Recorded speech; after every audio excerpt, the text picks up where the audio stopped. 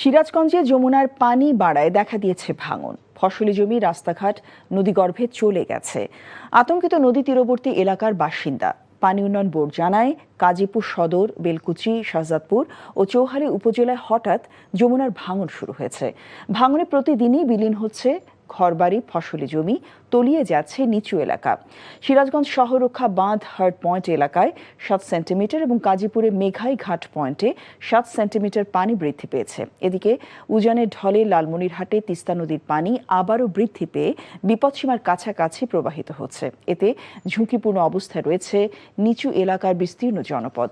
ওদিকে নেত্রকোনায় বন্যা পরিস্থিতির কিছুটা উন্নতি হলেও জেলার সবকটি নদ নদীর পানি বিপদসীমার নিচ দিয়ে প্রবাহিত হচ্ছে।